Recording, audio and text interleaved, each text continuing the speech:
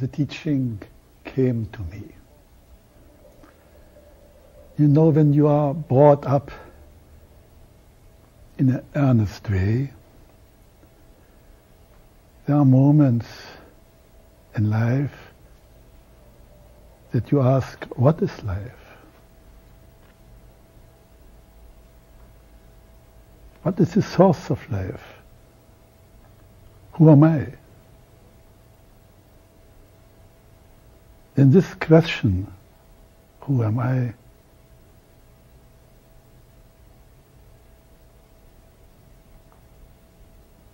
I would say, in this moment, the teaching comes to you. My mother said that very often between two games, that I was sitting in a very curious way, silent. And she said to me, it was not daydreaming.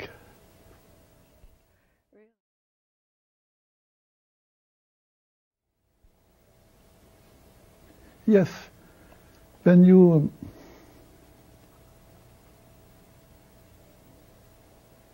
constantly be an appropriation of knowledge, studying, at a certain age, around 15, 16, you said to you, what about it? Accumulation of knowledge. What brings it to you? Then you begin to read Tolstoy, Dostoevsky. You become an anarchist, revolutionary. Did you start the violin at that time? Oh, earlier. Started the violin when I was 6.5.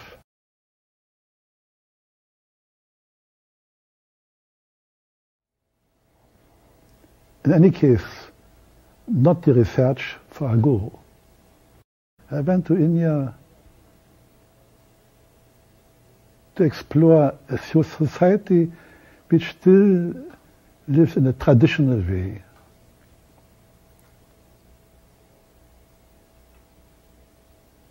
And of course, when you are young, you dream of Maharajas and white elephants, or the white elephants which brought me to India. That was 1951. And who he was? I had some friends who invited me very often at home and spoke to me that they have a teacher. And so one day I met the teacher, asked him many questions, and this man has later become my teacher. And one day I went to its home. Its home was a little room in the Sanskrit college. He was a teacher of Sanskrit in the university in Bangalore. And after reading certain Upanishads, and I asked him a certain number of questions, he said to me, do you know yourself? And I said, to a certain extent, yes. For me, knowing myself was body, senses, and mind. And then I said, to a certain extent, yes. He said, do you know the knower of it? It was very striking to me, that I am a knower of what so-called I am, body, senses, and mind. So as I have no reference to the knower, for a long time I have been in this state of not knowing the knower.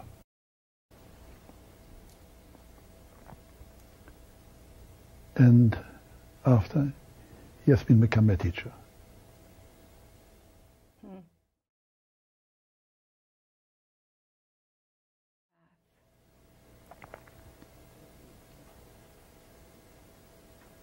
Strictly speaking, there's nothing to teach.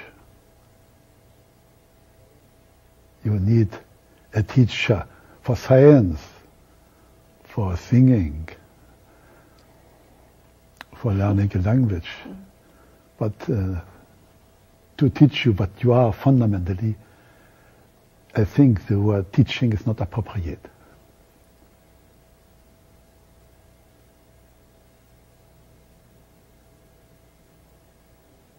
Appropriate would be to tell you what you are not. Because what you are, you can never know it. Because it is the knowing. Because there's no knower to know it. It is its own knowing.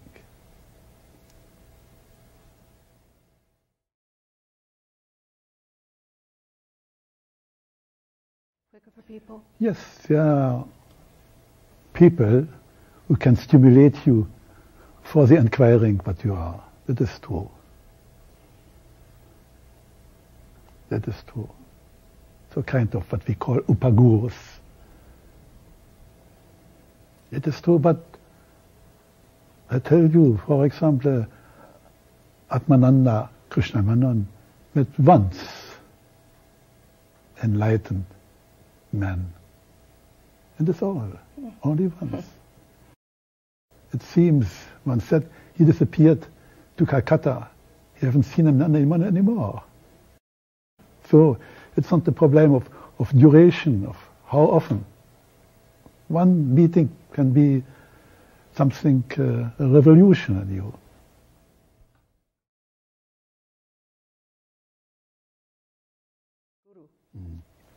You can have a certain number of advisors, but you can have only one teacher.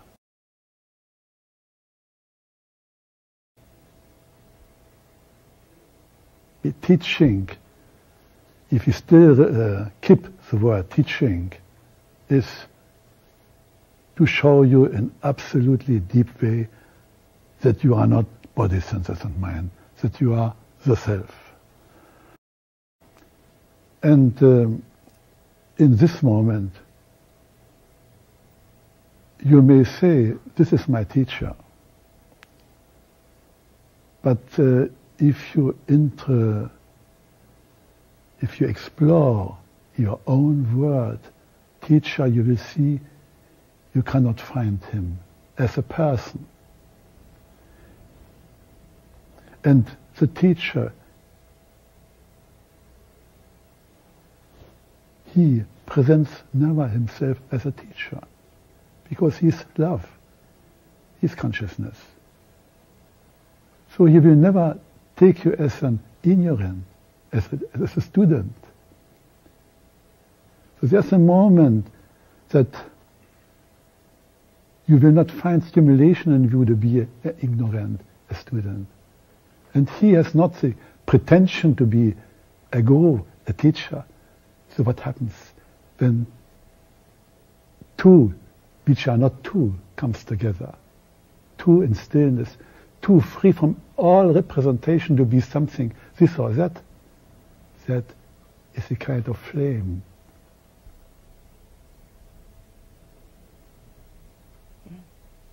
You feel it, as I said to you yesterday or yesterday before, you feel it without feeling it.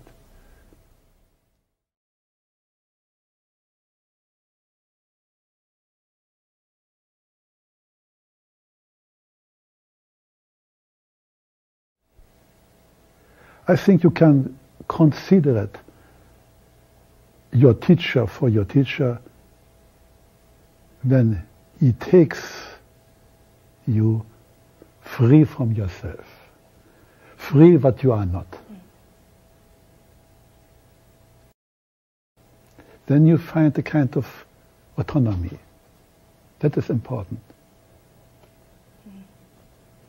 When the teacher touches you to him, then be careful. He makes you free from yourself and free from himself. And when both are free, there's love. There's a current of love. There's friendship. So you see that it's a very delicate situation. It asks for a very deep intimacy. Yes.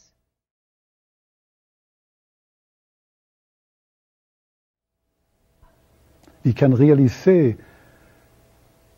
there are not at least 1 century where there are not 2 wars and many things.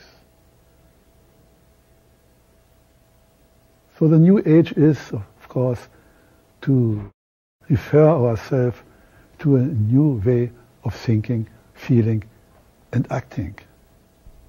In this way, I think it's a new age.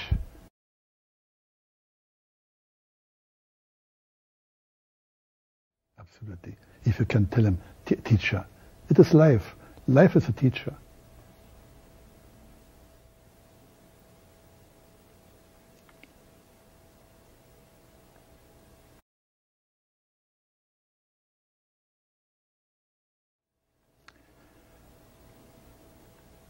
When you see in one moment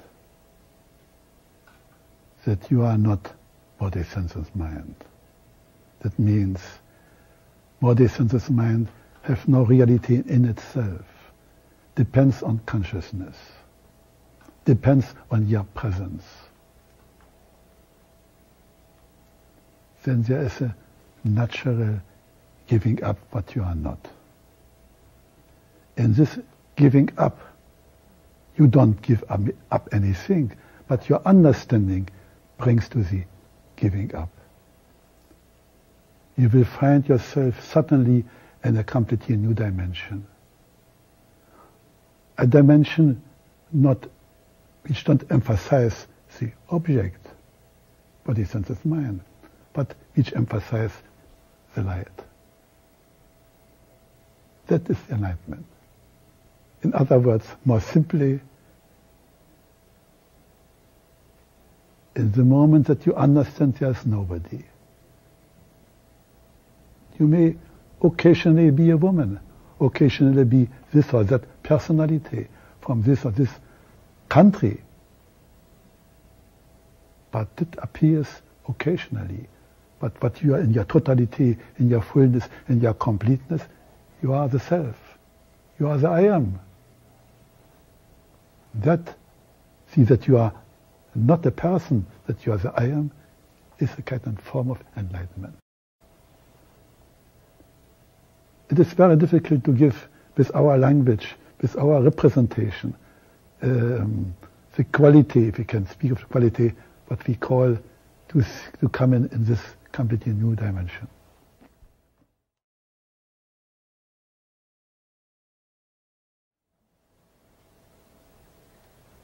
The understanding that you are the ultimate observer, the ultimate subject, the ultimate knower of all objects.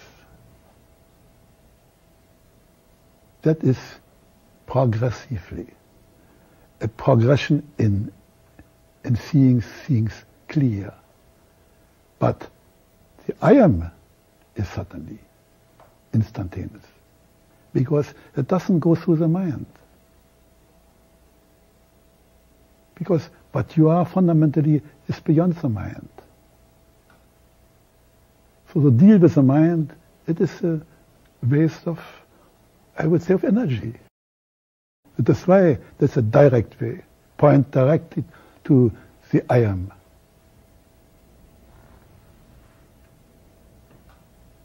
Of course,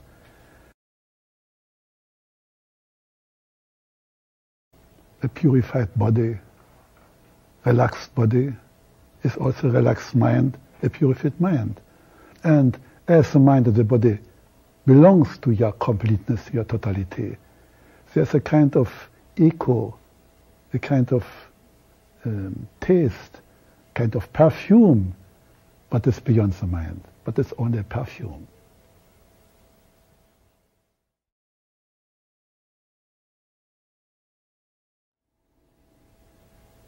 you lost the key of your flat. And you cannot go in your flat. What happens in this moment? Your mind is completely furnished with all kinds of places where you could put the key. Many, many places immediately, simultaneously suggest you there could be the key. You moved everywhere. You are completely agitated. And suddenly you find the key in a completely unexpected place. What happens in the moment? All the imagination, representation goes away. You will find yourself in a completely open state.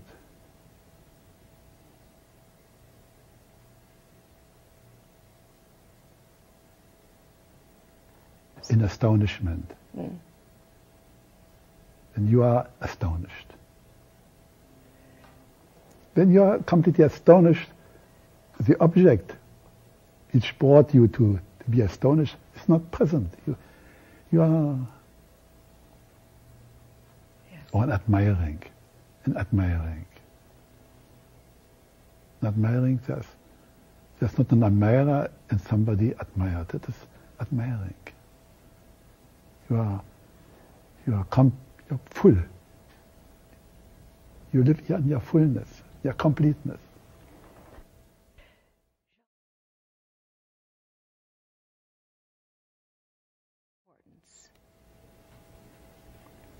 Body work without inquiring, self-inquiring, is very fractional.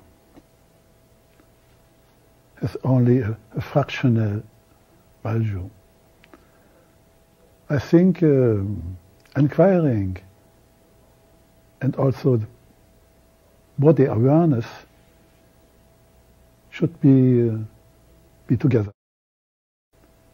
Because when you say, I am not body, senses and mind, it is not only a concept, an idea to say, I am not this and that. You must know exactly what is the nature of what you are not. So the inquiring, the exploring the body is important in a certain way. Or the contraction, or the fear, or the anxiety, or the reactions, the resistance. You should take note of it. Note of it, I mean, not to be accomplice with it. The moment you listen to it, you listen to it, yes, and you become aware of it. In your awareness, there's not an I, a me, who could feed it. So the moment you don't feed it, it goes away. So it is very important in a certain way, the body approach.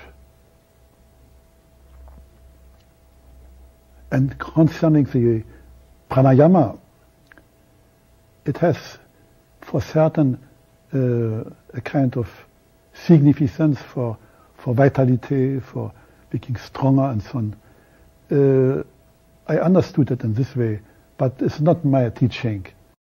I see it more or less from the spiritual point of view. And in this breathing of in and out, find the moments where there is a non-activity and be completely attuned to this non-activity. That means after exhalation, after inhalation. And there's a moment that you combine the 2 points of cessation of the activity. Then you live completely in stillness. Then the activities goes on, but you remain knowingly in the silence. So it is more a spiritual approach to pranayama. Of course, you must teach us. There are certain elements in it which belongs to the progressive way. But it is exactly when you tire, when you dictate, when you talk a child, and that you must not do this one, or you must not do that one.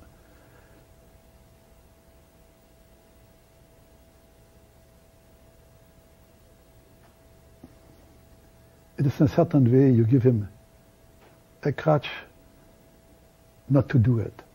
But you know you give it, you know personally in few years he will know why not to do it.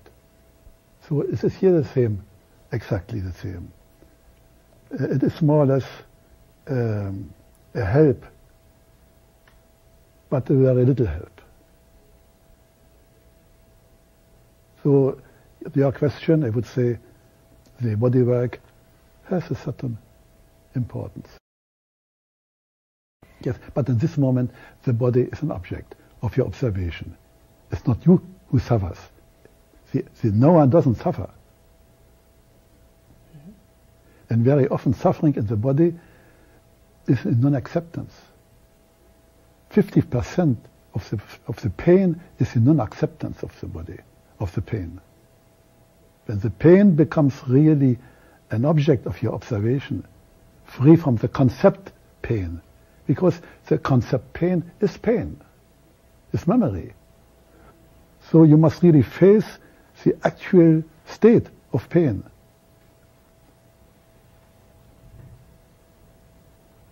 But you are not the pain.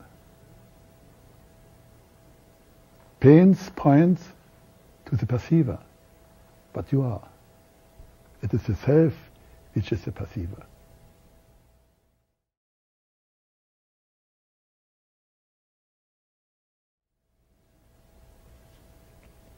When you give the order to your body or to your arm to behave in a certain way, there is the beginning of the behavior and then the end.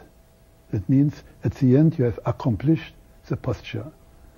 So what is important to go to the posture is to go not with the physical body, with the muscle construction, but with the energy body. The energy body, you feel it. It is in the beginning only the tactile sensation. It means the superficial sensation of your skin, but after it comes more deeper, a deeper level.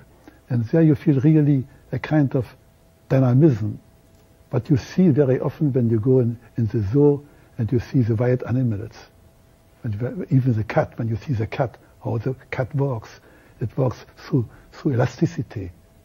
It is not movement, it is springing elasticity. So when we move, there's no stopping. It is a line, a continued line. And here is the same feeling. Here is the same feeling. The same feeling. Here, every time the same feeling. There's a kind of ghost which walks without any resistance, I would say. And the breath, you go with it. In the beginning, you begin in certain movements with the inhalation or exhalation, or after exhalation or after inhalation. But when you become master of the energy, the inhalation and exhalation can be at any moment. And when you become aware of the posture, then you are constantly behind the posture. You are the light of the posture. The difference is when you are absorbed, identified with the posture, or when the posture is in your awareness, in your observation. It is very important that the body approaches in this way, that you are open listening, and that the posture, open listening in timeless,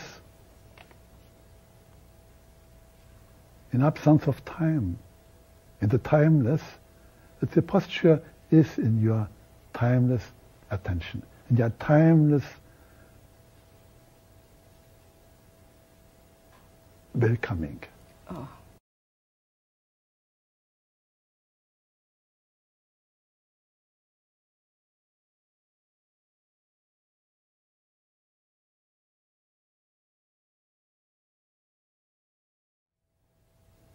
The energy body is, in a certain way, mainly by the people paralyzed.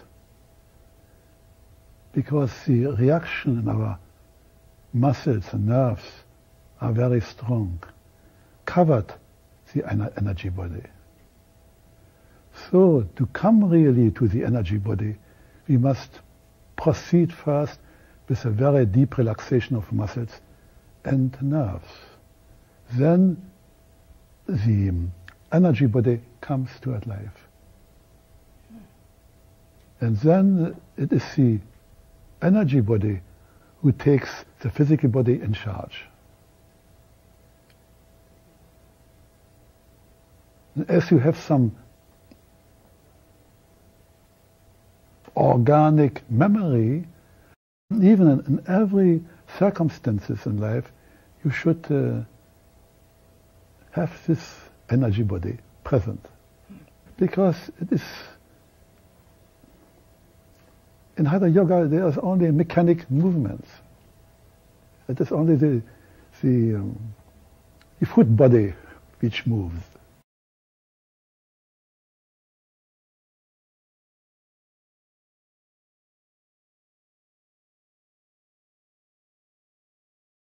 About that.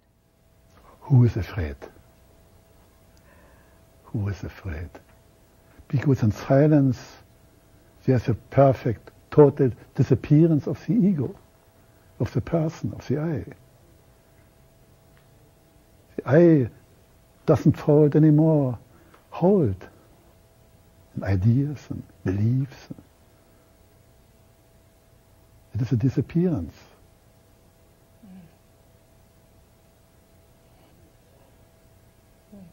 The real birth is after the disappearance. The real birth is not the birth from your mother. The real birth is when there's a total giving up. That is the real birth. The birth in the total absence of yourself. Where is the presence? Where is the I am?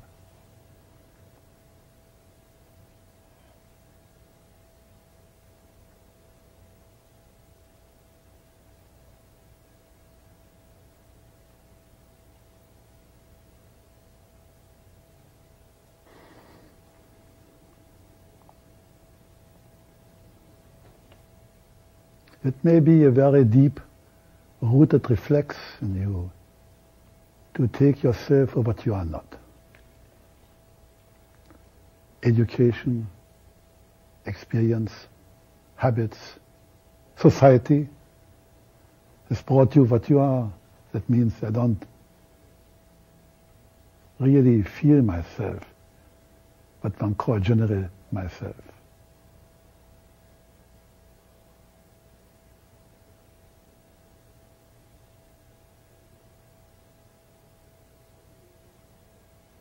In other words, you go away from it. You have certainly moments of happiness. And these moments are not states. It's a non-state. In these moments you can't say I am happy and the cause of my happiness. You see, you feel only happiness. Your whole total global being is in this happiness. The idea of somebody is not present at all. These moments you know them. But you come out and immediately the mind takes it for its own. Or the ego takes it for its own. The cause of this happiness was this meeting or this beautiful house or this beautiful car or a beautiful flower.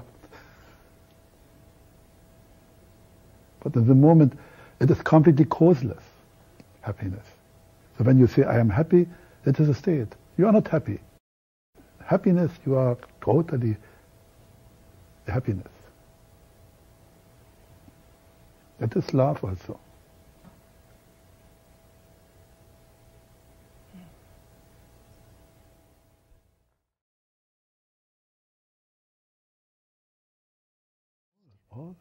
All.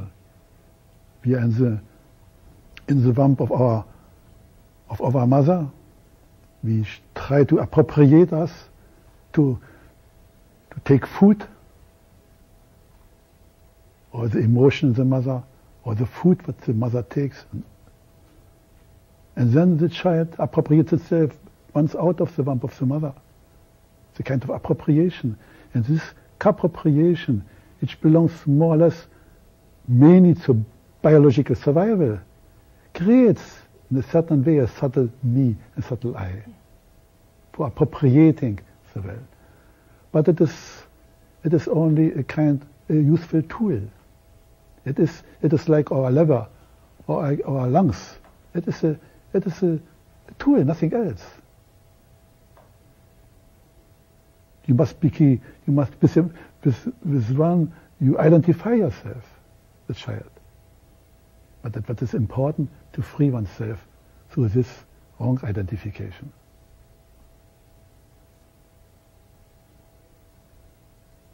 But the child mainly is a kind of, the word education is not wrong, it's really wrong. I would say the child must be around beauty, not only beauty seeing, hearing, feeling. This is important. It is the beauty which builds this child. Very important. And also in the education, so-called education, one must show the child how to look. Not what to look, how to look. Because in looking, you're free from memory. In looking, you are completely, you welcome the looked. And there's one day when you come to this kind of maturity, you will see the looker is what is looking for, what he is looking for.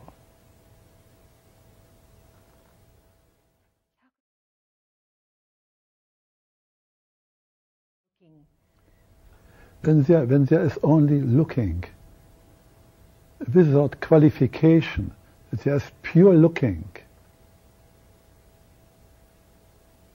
there's not darkness. Try to look at an object and bring the looking back. There's nothing more to look, there's only looking.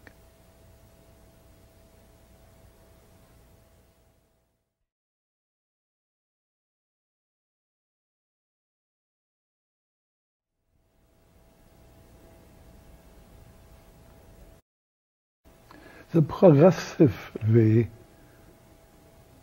strictly speaking, cannot bring you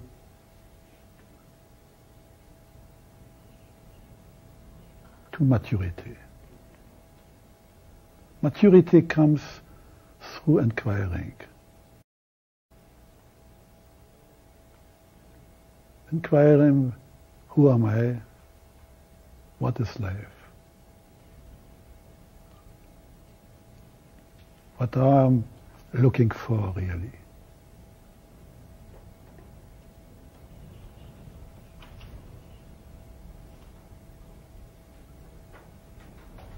You know precisely your motive, and you have looked in many directions to find what you're looking for: peace, tranquility, happiness, full love, expression. And you haven't found it.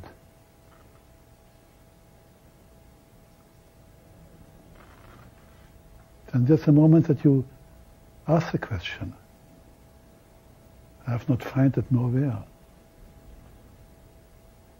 And then you come to this maturity of, I don't know. When you say, I don't know, you are mind is completely unfurnished of something eventual to be known. You are completely empty. You are empty space. You are this vastness. You are the unfurnished void.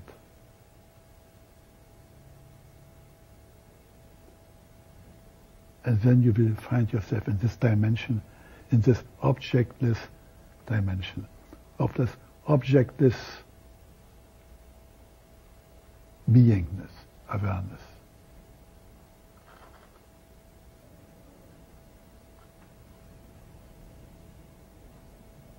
So I don't say that certain tools which has been used in the progressive way cannot also sometimes use in the direct way. But the direct way points directly. It is why there are not several gurus, several teachers. There's only one teacher.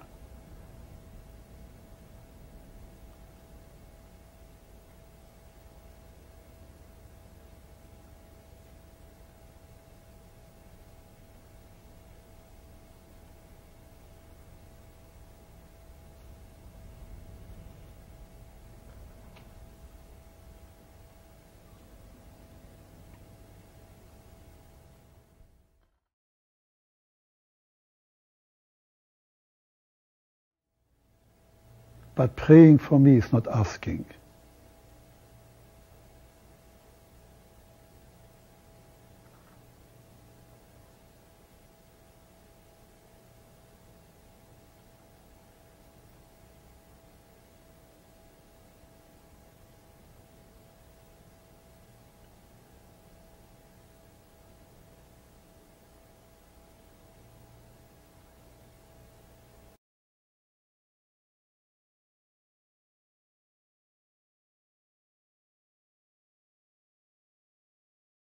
Meditation.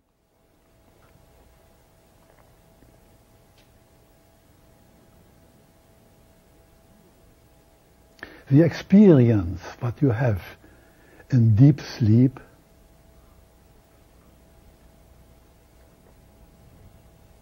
is the source for the meditation. There would not be meditation without deep sleep. When you wake up in the morning, the body-mind, and you said, I slept well, it doesn't belong to the good feeling of the body-mind.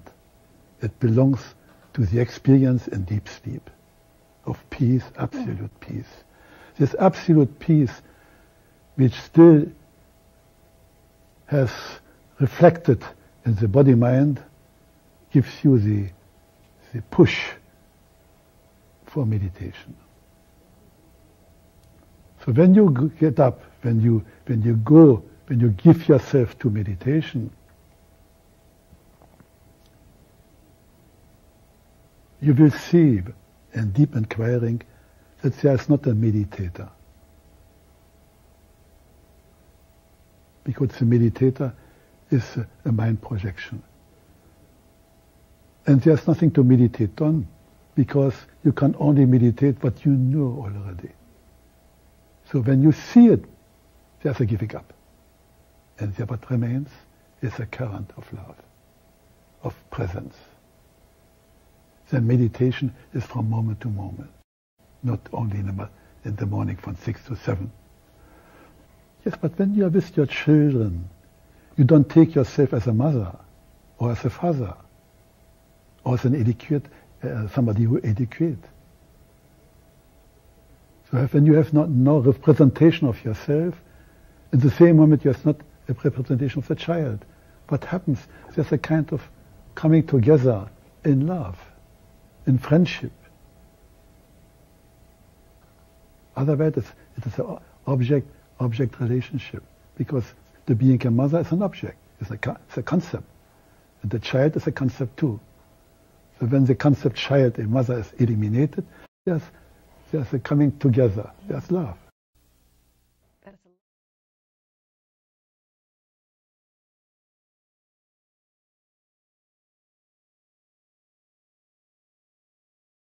Inquiry. The inquiring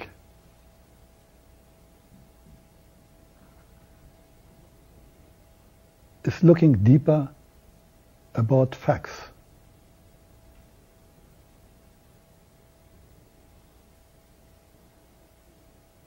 This, I would say, this kind of discrimination, discernment, evolves in your brain, in your head. There comes a moment that you say, I understood. But when you say, I understood that an elephant is not a mice, that remains still this understanding in your head. But when you ask, who am I? Which is not an object, which is not a concept, immediately this understanding becomes being understanding. And this being understanding immediately pluses in the heart. And then there is love. There's no more representation of any understanding. There's nothing to understand. All has been understood. That is love. So the heart is where the discrimination finds its real dissolving. And I say that is the last door. The heart is the last door. The last and the first door. You expand completely. Because love is expansion. As long as there's a construction, there's still the ego at home.